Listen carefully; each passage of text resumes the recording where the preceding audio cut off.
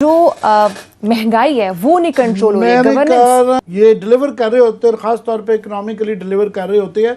मुझे अब सीरियसली शक पड़ गया इनके ऊपर कि ये 2.5 साल में, मेरा ख्याल था शायद आखिर मैक्रो ठीक कर रहे हैं, आखिरी चौथे पांचवें साल में शायद बेहतरी आ जाएगी। अब मैं बहुत ज़्यादा, मेरे शकूक जो है ना वो बढ़ गए हैं। उसकी वजह ये है कि इमरान खान साहब बिल्कुल एक अशराफिया, एक सेठ माफिया के नरगे में आ चुके हैं। उन्हें पता भी नहीं चल रहा कि उनसे वो क्या क्या काम करवा रहे हैं। जो ये 2-2 अरब रुपए के टीके एनर्जी में लग रहे हैं, कॉटन क्रॉप में लग रहे हैं, अवाम से जो ये खुशहाली जो जानी थी, किसान को तकरीबन 2.5 अरब रुपए की फूड क्रॉप्स इंपोर्ट कर चुके हुए हैं। अगर ये 2.5 अरब रुपया अगर अवाम के पास ये चला जाता तो ये खुशहाली हो जानी थी, बहुत ज्यादा हो जानी थी और मुल्क की इकोनॉमी भी ठीक होनी है। आज बिजली फॉर एग्जाम्पल, आप बड़े उनको बेशर्मी के साथ मैं कहूँगा कि उनके वज़रा बैठे जो है ना, हफीज शेख साहब अभी इलेक्शन हारने के बाद वो डिफेंड कर रहे थे। और आज के दिन महंगाई को, और आज के दिन ये 89 पर यूनिट 89 पैसा बढ़ा दिया, तकरीबन 1 रुपया रोज बिजली बढ़ा दी। हम अवाम जो है शायद देने के लिए तैयार हो जाए अगर ये लगे कि वाकई ये जायज़ है, वाकई मुश्किल हालात।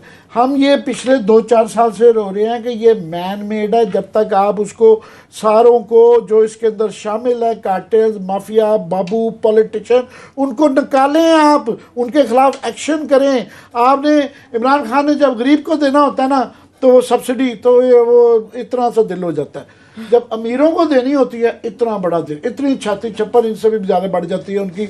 उन्होंने IPPs को वो 400 अरब रुपया की जी उनसे ले लिया, 2000 अरब रुपए के करीब जो है ना वो बगैर किसी फॉरेंसिक ऑडिट के उनको देने जा रहे हैं। उसके बाद जनाब आपने वो जो था जी गैस सेस, वो हमें नहीं रिपोर्ट के वो पैसे 200-400 अरब जो सेठ से लेना था, उसकी क्या रिपोर्ट है, वो कोई GIDC की कोई पता नहीं है। उसके बाद ये चीनी के इतनी बड़ी रिपोर्ट आ गई है, हमें नहीं पता किस मगरमच्छ से वो पैसे निकलवाए गए हैं। ये चीनी 100 से नीचे कोई आई हो, बिल्कुल नहीं आई है। ये ऑयल कंपनीज पकड़ी गई हैं, वो जी एक कमेटी बन गई है, वो रिफर करेगी। अब वो प्राइम मिनिस्टर के पास फाइल पड़ी हुई है, ये 4 महीने हो गए हैं, 3-4 महीने से वो चल रहा है। अपनी कमेटियां, अपनी इंक्वायरियां, अपनी सबके ऊपर कोई कोई सेठ नहीं को खिलाफ होता, कोई बाबू नहीं निकाला जाता। तो ये बिजली फिर हमें बड़ी तकलीफ है। क्या सब आपको लग रहा है जो फेल्ड गवर्नेंस है, इसके क्या पीछे क्या फैक्टर्स हो सकते हैं, जो हमारे ऊपर बैठे हुए लोग हैं वो, या आज आपने नोट किया होगा हफीज शेख साहब जब जर्नलिस्ट के सवालों के जवाब दे रहे थे, ये फर्क होता है एक पॉलिटिकल अगर फाइनेंस मिनिस्टर हो और एक बाबू टाइप, एक बाबू फाइनेंस मिनिस्टर हो, उसकी गुफ्तगू, उसका लहजा देखा था आज आपने? किसी ने थोड़ा सा एक कमेंट्री कर दी इकोनॉमिक सिचुएशन, रियाज सहीम साहब थे मेरा ख्याल है, उनका उन्होंने ठट्ठा लगाया कि आप तो तकरीर करना शुरू हो, भी आपकी भी तो सुन रहे हैं तकरीर, अगले पूरी कौम सुन रही है, आपको तो मतलब भुगता है जो आप इमरान खान साहब की आज बैठ के, वो जो शेख रशीद ने कहा था मैं मालशिया वजीर नहीं हूँ, तो आप जो आज बैठ के जिस तरह की गुफ्तगू, आपने ये गुफ्तगू जना मुशर्रफ के बारे में की कि उससे बेहतर बंदा कोई नहीं आया, आप उसके वजीर थे। PTCL वाले पैसे जो फंसे हुए ना, $800 मिलियन वहाँ पे इसके UAE के पास, वो शेख, ये आपके हफीज शेख साहब की वजह से फंसे हुए हैं। किसी वक्त मुझे याद दिलवाएगा, मैं इनकी पूरी कहानी सुनाऊंगा। आप जरदारी साहब के वजीर खजाना बन गए, उनके भी बन गए, इमरान खान साहब के बन गए हैं, और फिर कहते हैं जरा पिछड़ों पे ना डालें और ये ना बात करें। उस वक्त भी डिजास्टर आपके दौर में हुई, अब भी डिजास्टर आपके दौर में। एक आपसे आप सवाल कर लिया जाए तो आगे से आप उनके वो पड़ जाते हैं, अनकंफर्टेबल हो जाते हैं कि मुझसे सवाल क्यों पूछ लिया है, वो चीज़ें क्यों कर ली हैं आपने, एग्जम्पशन वगैरह जो सारी आज उसकी कैबिनेट में हुई हैं।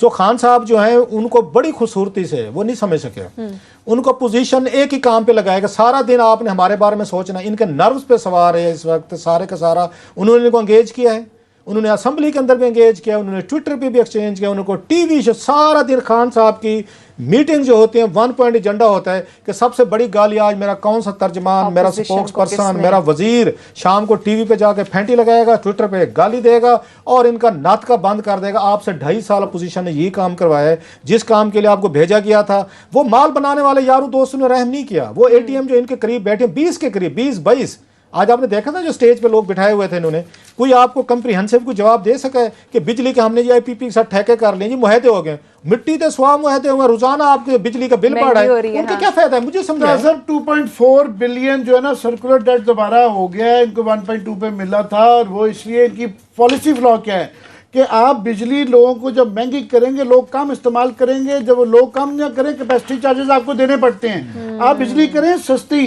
ताकि लोग कैपेसिटी सेठ के पास ना जाए। बिजली महंगी ना इसकी मैं इकोनॉमिक लॉजिक कह रहा हूँ कि आप सस्ती होगी तो पूरी इस्तेमाल बिजली होगी, लोग इस्तेमाल कर सकेंगे, कम से कम सेठ को वो कैपेसिटी चार्जेस तो नहीं देने पड़ेंगे।